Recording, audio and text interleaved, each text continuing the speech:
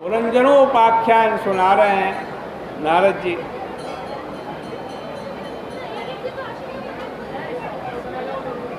इस पुरंजनोपाख्यान का तात्पर्य यही है कि यदि कोई यह समझते हैं कि पुरंजनोपाख्यान ही सारा भागवत है तो बहुत गलती करेगा। भागवत में जहाँ आध्यात्मिक अर्थ में इस प्रकार की कथा कही गई है वहाँ उसका उद्देश्य भी बता दिया गया है। यह तो लेखक की लेखनी अथवा वक्ता की वाणी का चमत्कार है कि किसी पाठक या श्रोता की सर्वत्र आध्यात्मिक, आधिदैविक एवं आदि भौतिक अर्थ दिखाई दे। व्यास जी लिखते हैं कि इस ढंग से है कि यदि कोई प्रसंग शाश्वत तत्व के आधार पर हो गया तो वास्तव में शाश्वत हो जाएगा। नारद जी कहते हैं आसी पुरंजनो नाम राजा राजन बृहच्छवा तस्या विज्ञात नामासी विज्ञात चेष्टितः। राजा सुनो, एक थे पुरंजन। पुरंजन शब्द का अर्थ है जीव। पुरम जनयति, जो देह को जन्म दे उसका नाम पुरंजन। उस पुरंजन का एक अविज्ञात नाम का सखा था, अविज्ञात नाम का मित्र था।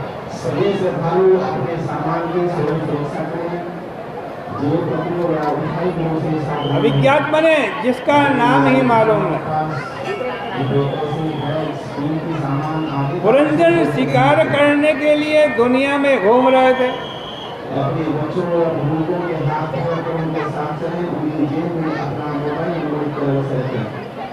घूम रहे थे, इस आदमी को अपने काम में कैसे ले। उनको इस संसार में कोई शरीर रहने योग्य पसंद नहीं आया। अंत में घूमते घूमते भारतवर्ष में आ गए। भारतवर्ष में 9 दरवाजे वाली एक नगरी देखी। 9 दरवाजे हैं जिसके, ये 9 दरवाजे वाली नगरी और कोई नहीं, हमारा शरीर है, मानव शरीर है। इसके 9 दरवाजे हैं। फिर उन्होंने हिमाचल के दक्षिण भाग में 9 द्वार वाली पुरी भी देखी। उसका बड़ा वर्णन किया गया है।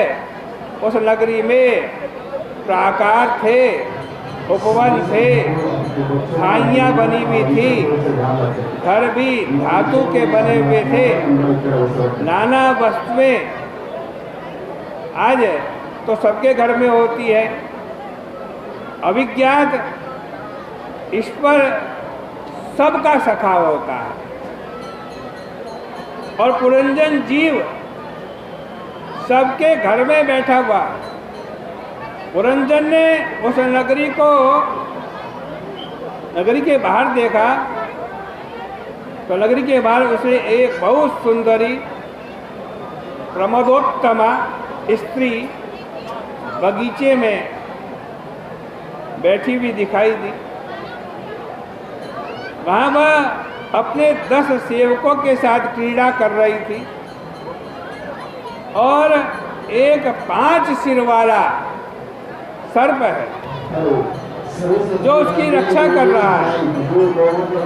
16 वर्ष की उसकी उम्र है और देखने में वह सर्वांग सुंदरी है,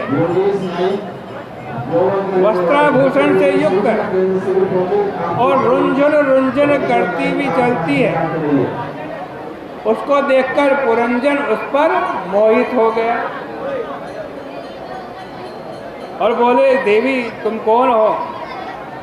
यहाँ क्यों आई हो? ये तुम्हारे सेवक कौन है?